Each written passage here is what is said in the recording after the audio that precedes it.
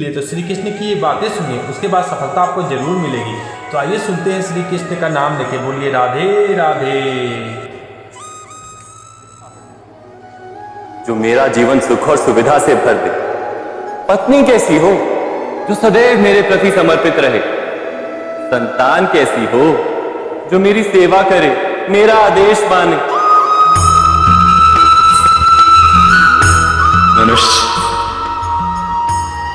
मनुष्य उसी को प्रेम भी कर पाता है जो उसकी अपेक्षा पूर्ण करता है, और अपेक्षा की तो नियति है भंग होना।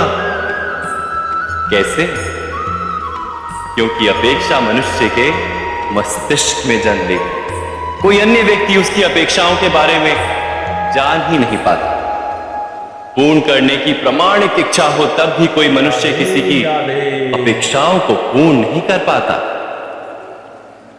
और वहां से जन्म लेता है संघर्ष। सारे संबंध संघर्ष में परिवर्तित हो जाते। पर मनुष्य अपेक्षा को संबंध का आधार ना बनाए और स्वीकार करे केवल संबंध का आधार, तो क्या ये जीवन स्वयं सुख और शांति से नहीं भर जाएगा? स्वयं विचार कीजिएगा।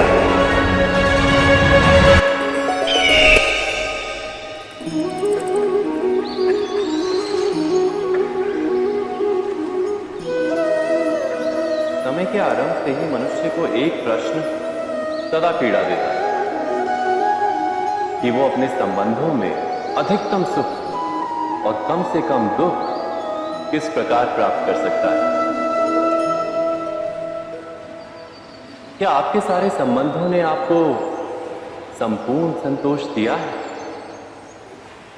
विचार कीजिए। राधे राधे। हमारा जीवन संबंधों पर आधारित है, हमारी सुरक्षा संबंधों पर आधारित है। इसी कारण हमारे जीवन के सारे सुखों का आधार भी संबंध है। किंतु फिर भी हमें संबंधों में ही अधिकतर दुख क्यों प्राप्त होते हैं? सदा ही संघर्ष भी संबंधों से ही उत्पन्न क्यों हो जाते हैं? कभी विचार किया है? जब कोई व्यक्ति किसी अन्य व्यक्ति के विचार अथवा कार्य को स्वीकार नहीं करता, उसमें परिवर्तन करने का प्रयत्न करता है, तो संघर्ष जन्म लेता है। अर्थात जितना अधिक अस्वीकार उतना ही अधिक संघर्ष, और जितना अधिक स्वीकार उतना ही अधिक सुख। क्या ये वास्तविकता नहीं? यदि मनुष्य स्वयं अपनी अपेक्षाओं पर अंकुश, अपने विचारों को पर किसी अन्य व्यक्ति में परिवर्तन करने का प्रयत्न ना कर स्वयं अपने भीतर परिवर्तन करने का प्रयास करे, तो क्या संबंधों में संतोष प्राप्त करना इतना कठिन? अर्थात क्या स्वीकार ही संबंध का वास्तविक अर्थ नहीं? स्वयं विचार कीजिए।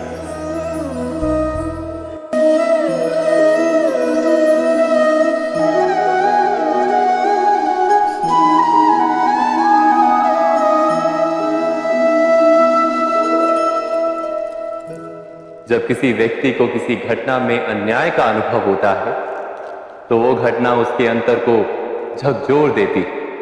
समस्त जगत उसे अपना शत्रु प्रतीत होता है।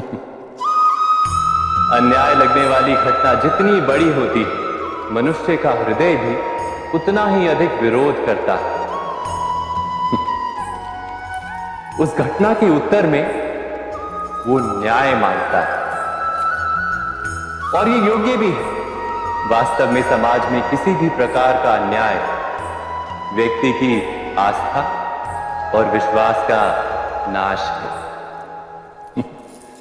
किंतु ये न्याय क्या है?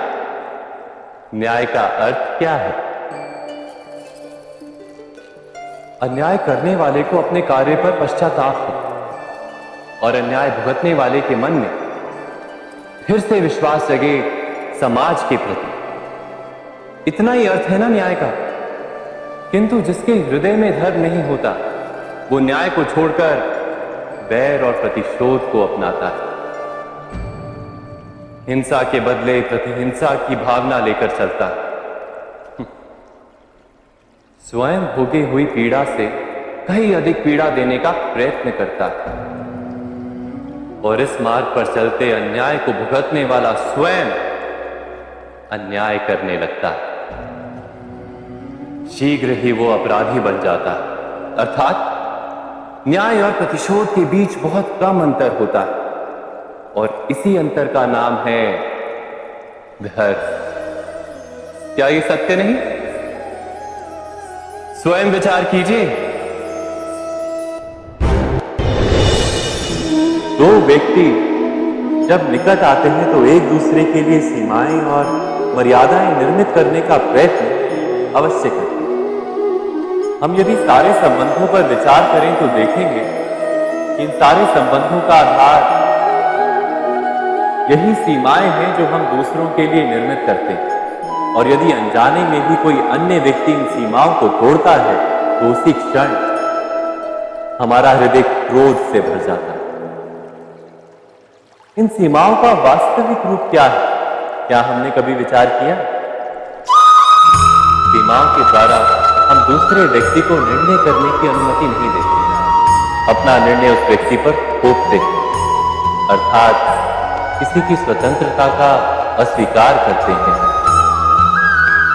और जब स्वतंत्रता का अस्वीकार किया जाता है तो उसका हृदय दुख से भर जाता है और जब वो सीमाओं को तोड़ता है तो हमारा हृदय क्रोध से भर जाता है।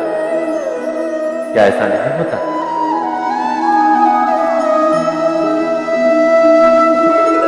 पर यदि एक दूसरे की स्वतंत्रता का सम्मान किया जाए तो किसी मर्यादाओं या सीमाओं की आवश्यकता ही नहीं होती। अर्थात जिस प्रकार स्वीकार किसी संबंध का देह है, क्या वैसे ही स्वतंत्रता किसी संबंध की आत्मा नहीं? स्वयं विचार कीजिए।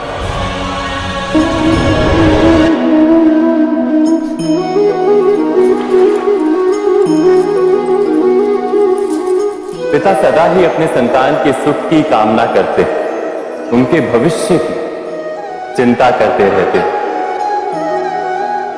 इसी कारणवश सदा ही अपने संतानों के भविष्य का मार्ग स्वयं निश्चित करने का प्रयत्न करते रहते। जिस मार्ग पर पिता स्वयं चला, जिस मार्ग के कंकर पत्थर को स्वयं देखा है, मार्ग की छाया, मार्ग की धूप को स्वयं जाना है, उसी मार्ग पर उसका पुत्र भी चले, यही इच्छा रहती है हर पिता की। निसंदेह उत्तम भावना है ये, किंतु 3 प्रश्नों के ऊपर विचार करना हम भूल ही जाते हैं। कौन से प्रश्न? प्रथम प्रश्न, क्या समय के साथ प्रत्येक मार्ग बदल नहीं जाते? क्या समय सदा ही नई चुनौतियों को लेकर नहीं आता?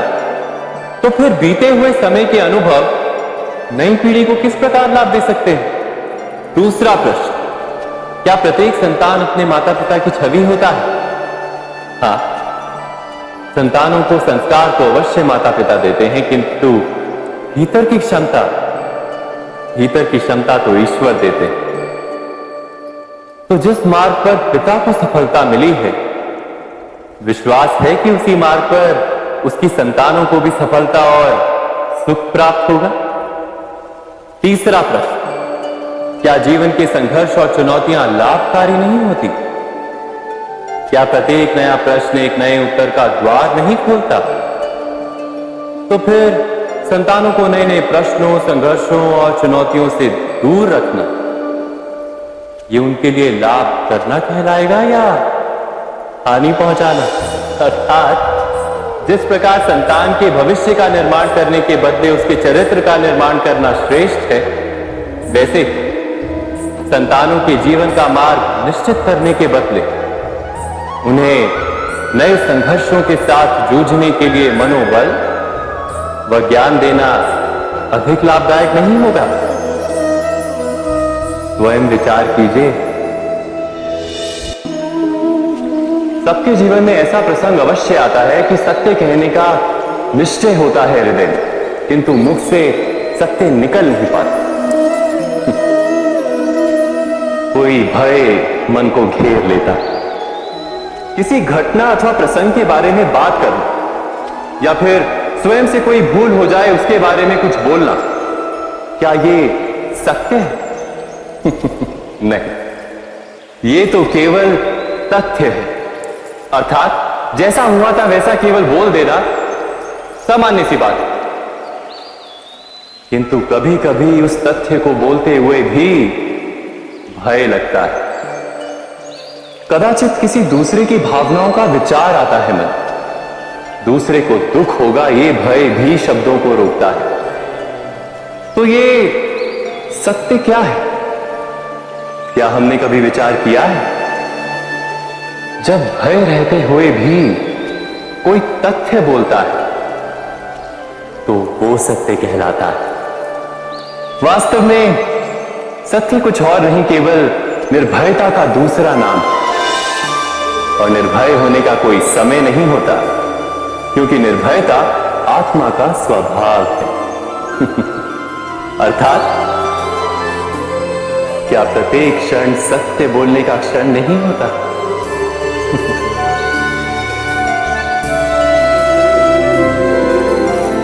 स्वयं विचार कीजिए। जब भी किसी की आशा और इच्छा भंग होती है तो उसका हृदय क्रोध से भर जाता है। जिस व्यक्ति को वो अपना अपराधी समझता है उसे दंड देने का प्रयत्न करता है। पर क्या हमारी इच्छा या आशा का भंग होना क्या सदा ही किसी का अपराध होता है? इच्छाओं के अपूर्ण रहने के तो कई कारण हो सकते हैं। कुछ तो संजोग के कारण अधूरी रह जाती हैं और कुछ नियति के कारण। और कभी कभी इच्छाओं का स्वरूप ही ऐसा होता है कि वो पूर्ण नहीं हो पाती। बिना परिस्थिति पर विचार किए किसी को अपराधी मान लेना न्याय नहीं, प्रतिशोध है। न्याय का आधार तो दया है, करुणा, और प्रतिशोध का आधार क्रोध, अहंकार। अर्थात हृदय में करुणा धारण किए बिना किसी के अपराध के विषय में विचार करना, किसी को दंड देना, क्या अपने आप में ही अन्याय नहीं? स्वयं विचार कीजिए।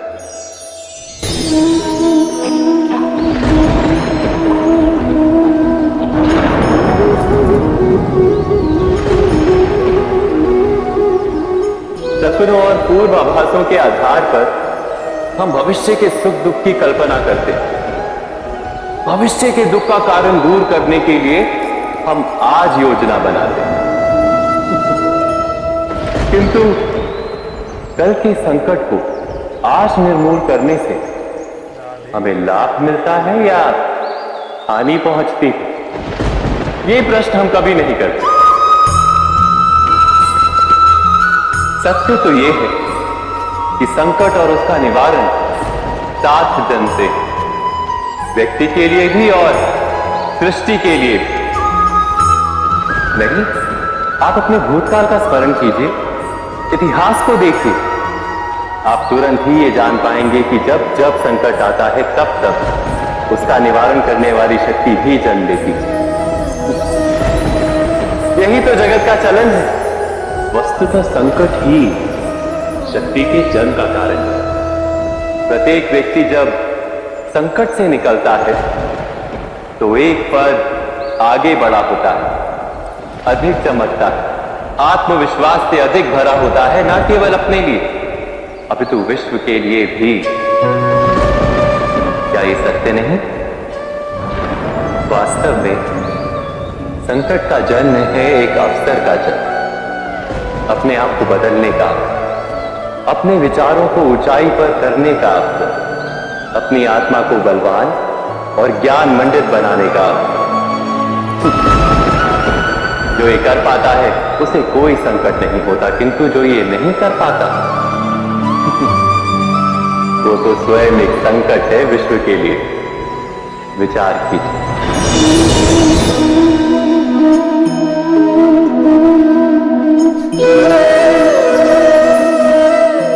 परंपरा में धर्म बसता है और परंपराएं ही धर्म को संभालने का कार्य करती हैं, ये सत्य है। पर क्या केवल परंपरा ही धर्म है? विचार कीजिए। सत्य तो यह है कि जिस प्रकार पाषाण में शिल्प होता है, उसी प्रकार परंपरा में धर्म होता है। इस पत्थर में शिल्प है, ये पत्थर शिल्प नहीं। शिल्प को उजागर करने के लिए उसे तोड़ना पड़ता है, अनावश्यक भागों को दूर करना पड़ता है। ठीक उसी प्रकार परंपराओं में धर्म ढूंढना पड़ता है। जिस प्रकार इंद्र पूजा की परंपरा को तोड़कर गोवर्धन पूजा का धर्म ना ढूंढा जाता, तो यादवों को उनकी मुक्ति का मार्ग नहीं मिल पाता। अर्थात परंपरा को पूर्णता छोड़ देने वाला धर्म से वंचित रह जाता है, और परंपरा का अनुकरण करने वाला भी धर्म को प्राप्त नहीं कर पाता। कहते हैं हंस के पास नीर क्षीर विवेक होता है। दूध में मिले पानी को छोड़कर केवल दूध ही ग्रहण करता है। तो क्या सच्चा धर्म प्राप्त करने के लिए हृदय में ज्ञान से जन्मा विवेक आवश्यक है? और ऐसे विवेक के बिना जिसे धर्म मान भी लिया जाए, जो वास्तव में धर्म ना भी हो, ऐसा भी तो हो सकता है। स्वयं विचार कीजिएगा।